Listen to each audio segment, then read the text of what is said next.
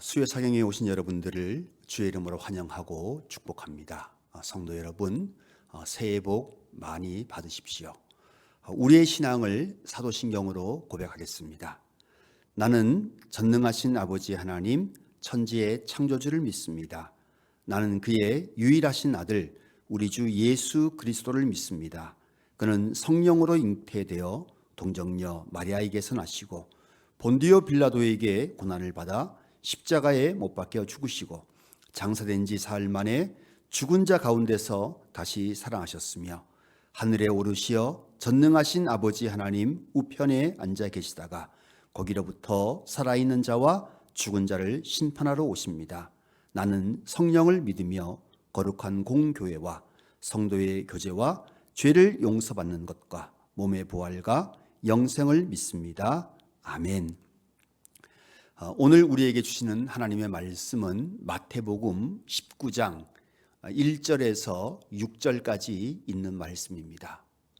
마태복음 19장 1절에서 6절까지 있는 말씀을 제가 봉독하겠습니다. 예수께서 이 말씀을 마치시고 갈릴리를 떠나 요단강 건너 유대 지경에 이르시니 큰 무리가 따르거늘 예수께서 거기서 그들의 병을 고치시더라. 바리새인들이 예수께 나와 그를 시험하여 이르되 사람이 어떤 이유가 있으면 그 아내를 버리는 것이 옳으니이까? 예수께서 대답하여 이르시되 사람을 지으신 이가 본래 그들을 남자와 여자로 지으시고 말씀하시기를 그러므로 사람이 그 부모를 떠나서 아내와 합하여 그 둘이 한 몸이 될지니라 하신 것을 읽지 못하였느냐? 그런즉 이제 둘이 아니요 한 몸이니 그러므로 하나님이 짝지어 주신 것을 사람이 나누지 못할지니라 하시니 아멘. 주님의 말씀을 나누려 합니다. 주님이 성령으로 우리에게 말씀하여 주시어서 우리가 하늘의 놀라운 신비의 세계를 깨닫게 하여 주시고 우리 안에 하늘의 사랑과 믿음이 충만케 하옵소서. 예수님 이름으로 기도합니다. 아멘.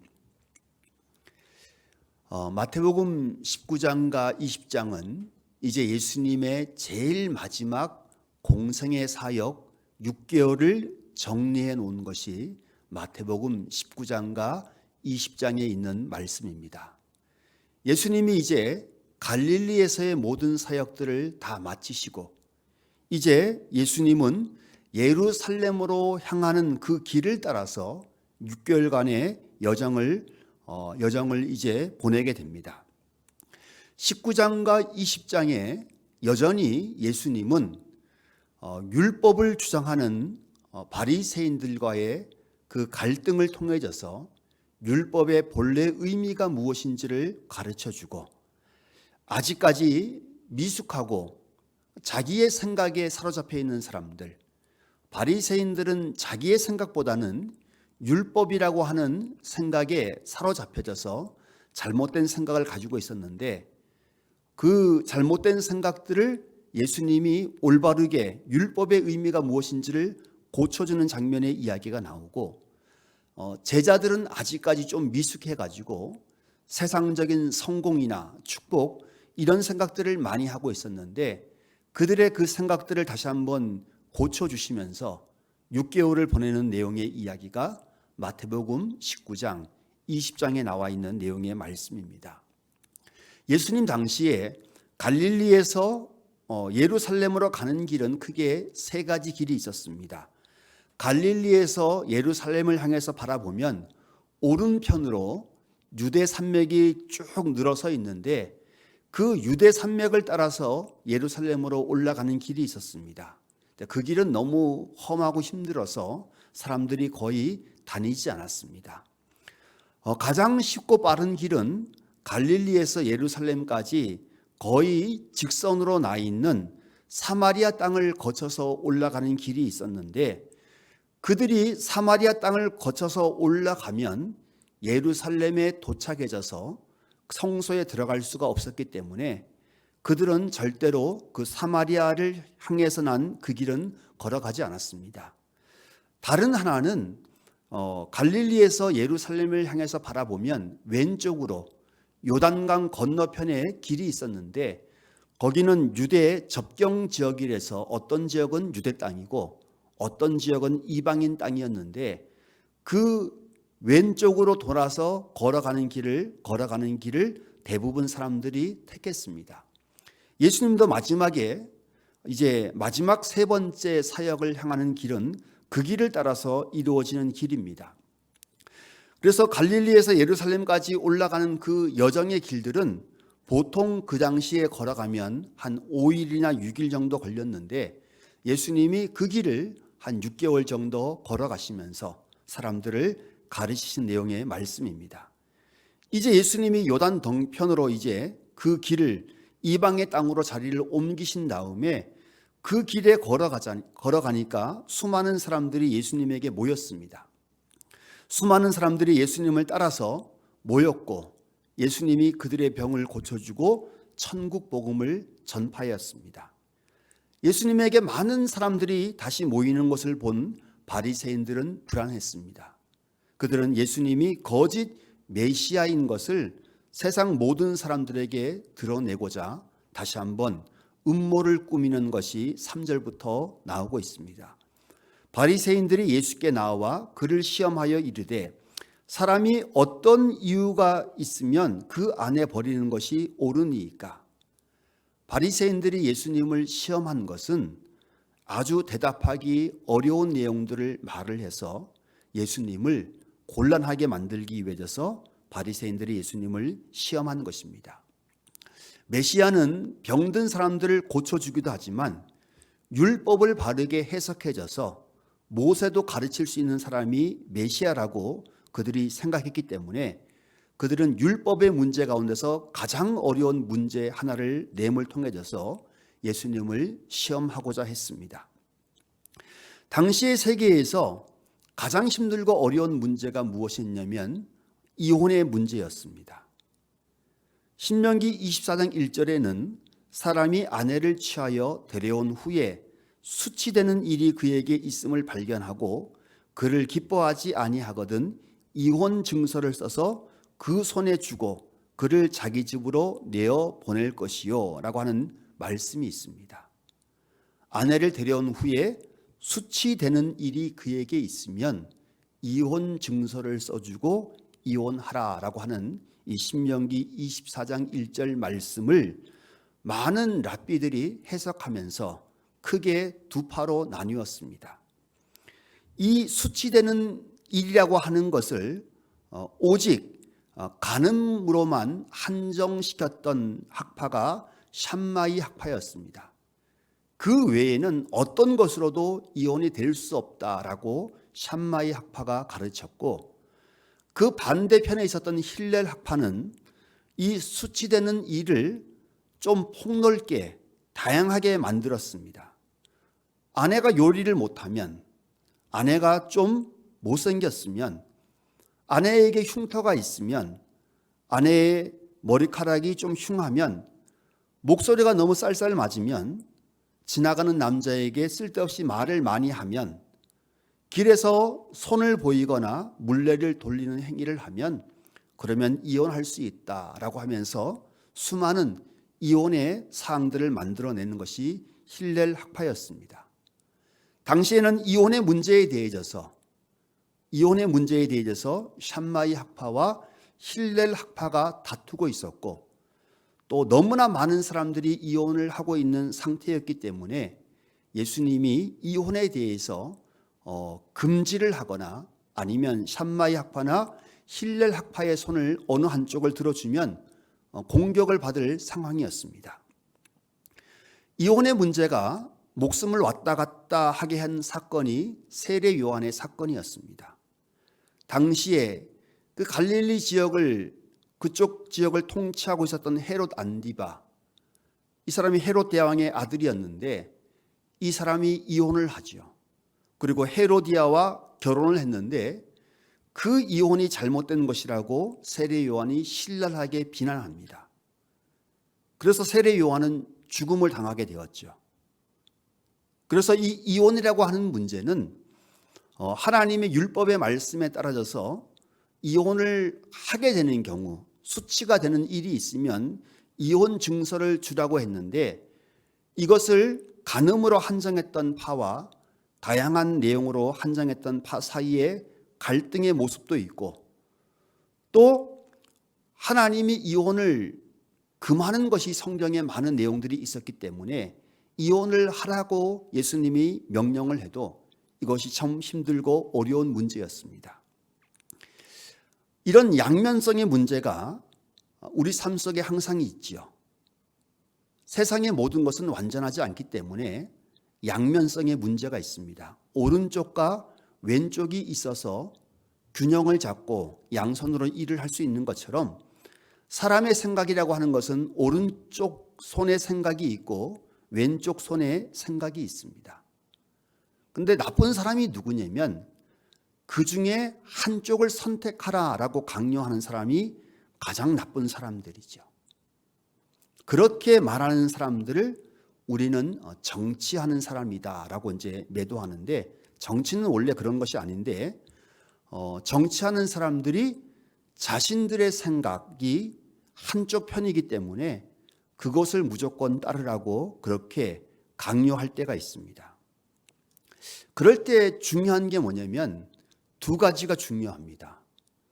하나는 그런 사람들을 피하는 것이 제일 좋습니다. 무식하고 단순한 사람일 수도 있고 아주 교활해져서 자신의 편을 만들고 아니면 그 사람을 내치기 위해서 그런 말을 하는 사람이기 때문에 아예 접근하지 않는 게 제일 좋습니다. 비둘기처럼 순수한 게 정말로 좋죠. 그런데 순수하기만 해서는 안 되는 것이고 어떤 모습이 있어야 되냐면 이 양편의 내용들을 다 이해하고 그리고 그것들을 다 포용해져서 새로운 것을 이야기할 수 있는 지혜가 있어야 됩니다. 가장 좋은 지혜는 하늘의 지혜이죠. 양편의 이야기를 다 듣고 그것을 아우를 수 있는 지혜가 있어야 되는데 뱀처럼 지혜롭고 비둘기처럼 순전한 모습이 우리 가운데 있어야 됩니다. 성도 여러분, 절대로 이 양면성의 문제를 가지고 네 편이니 내 편이로 갈라놓는 어리석은 일에 빠지지 마시고 정말로 뱀처럼 지혜롭고 비둘기처럼 순전한 성도들이 다 되시기 바랍니다. 예수님 당시의 이혼은 너무나도 쉬웠습니다. 아주 간단하게 호세아서 2장 2절의 말씀을 인용했습니다. 저는 내 아내가 아니요 나는 저의 남편이 아니라. 이 말씀을 크게 3번 선포를 하면 이혼이 그냥 허용되었습니다. 이혼을 할 때 남편은 이혼 증서를 발부해야 했습니다. 이혼 증서가 있는 여인만이 다시 결혼을 할 수 있기 때문에 그렇습니다. 그런데 당시에 많은 사람들은 이혼 증서도 주지 않았고 그리고 이혼할 때 여인에게 줘야 될 배상금도 주지 않고 그 여인을 수치를 주고 이 여인이 수치스러운 일을 했다라고 매도를 하고 그 여인을 쫓아버리는 일들이 다반사였습니다. 그런 상황 속에서 예수님께서 말씀하시죠. 예수께서 대답하여 이르시되 사람을 지으신 이가 본래 그들을 남자와 여자로 지으시고 4절과 6절은 이제 바리새인에 대한 질문에 대한 예수님의 답변입니다. 하나님이 인간을 남자와 여자로 창조하셨다라고 하는 말씀이 나오죠. 남자와 여자로, 다른 말로 이야기하면 하나님은 남자와 여자를 동등하게 만드셨다라고 하는 말입니다.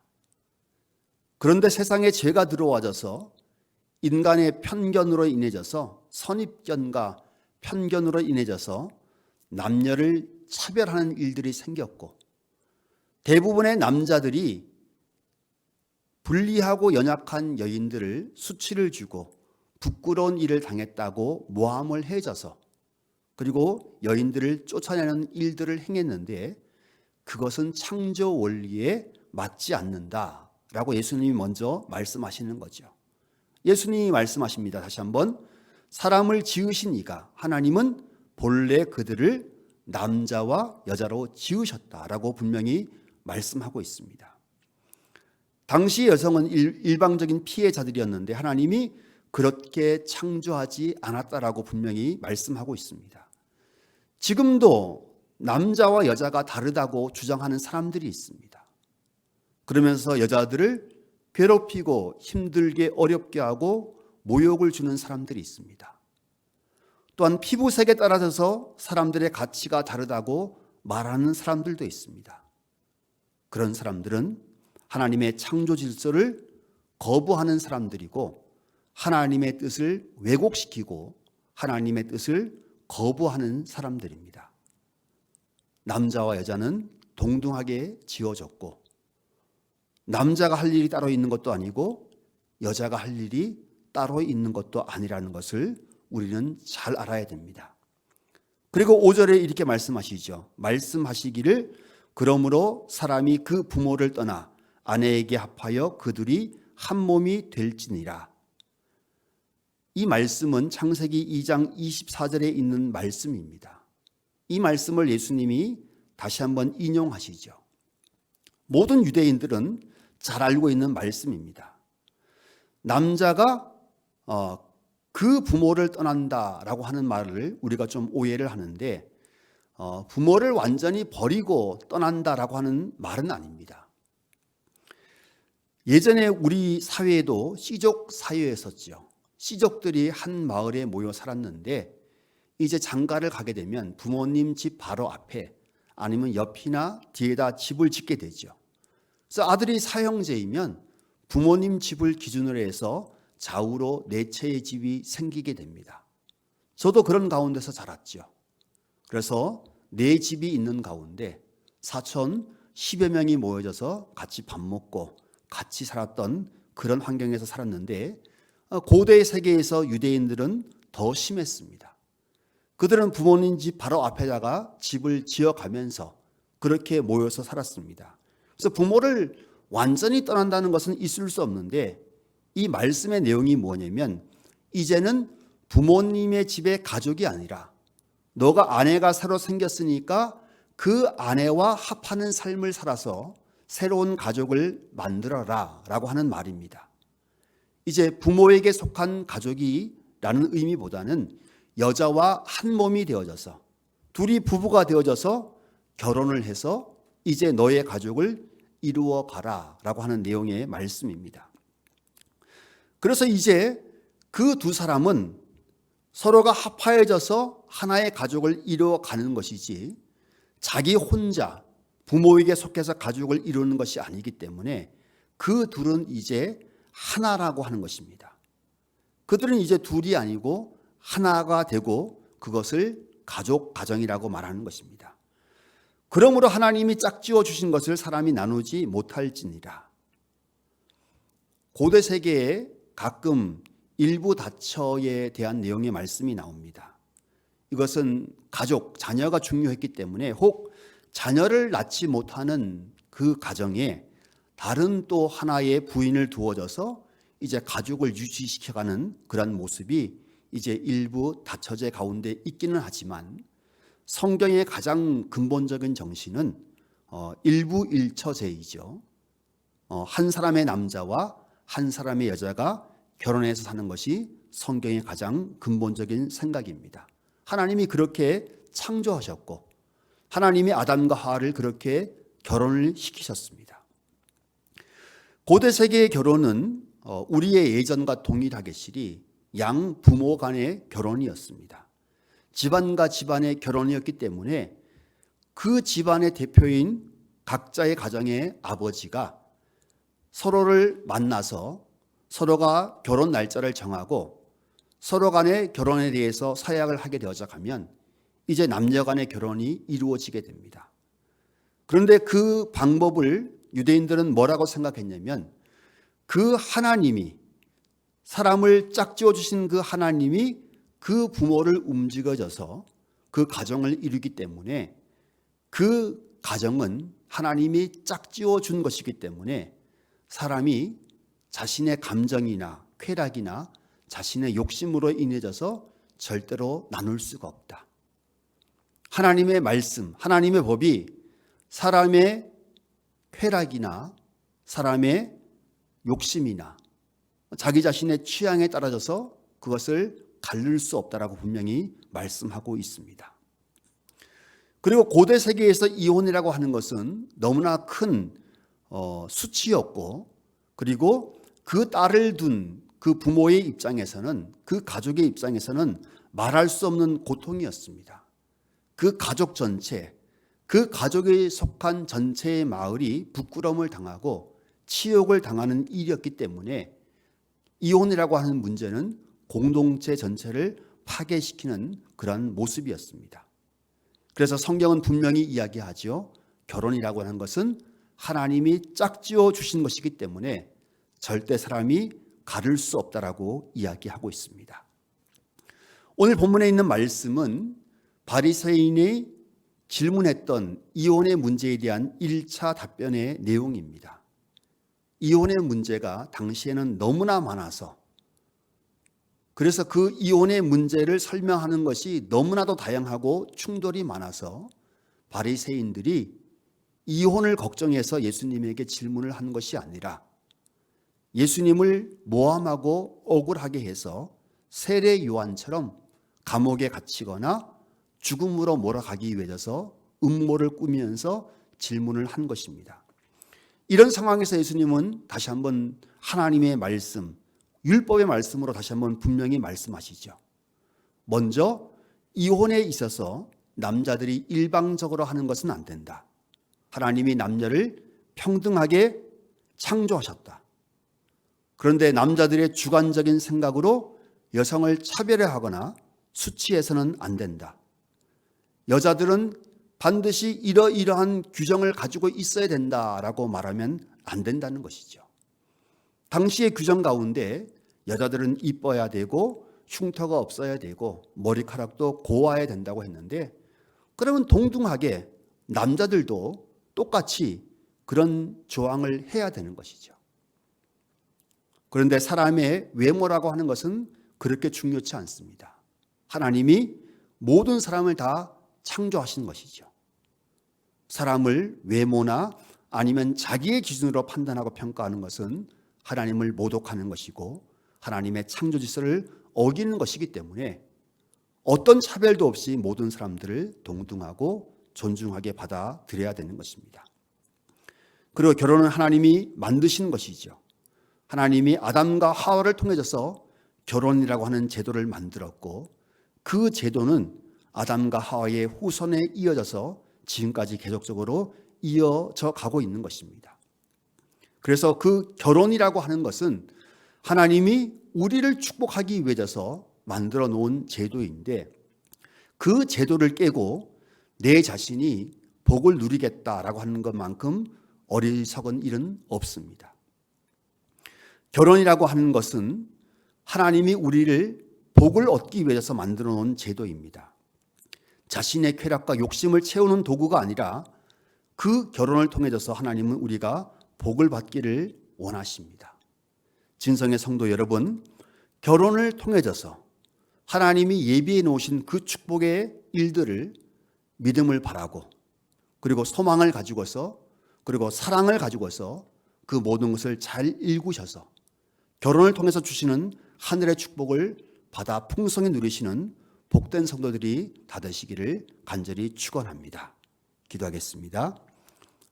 거룩하고 존귀하신 아버지 하나님, 결혼을 통해서 모든 성도들을 축복받기를 원하시는 하나님의 그 계획을 우리가 믿고 따르게 하심에 감사함을 드립니다.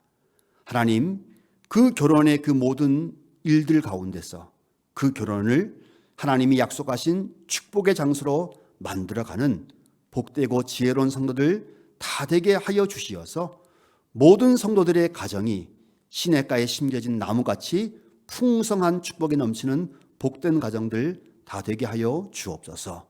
예수님 이름으로 기도합니다. 아멘. 하늘에 계신 우리 아버지, 아버지의 이름을 거룩하게 하시며 아버지의 나라가 오게 하시며 아버지의 뜻이 하늘에서와 같이 땅에서도 이루어지게 하소서.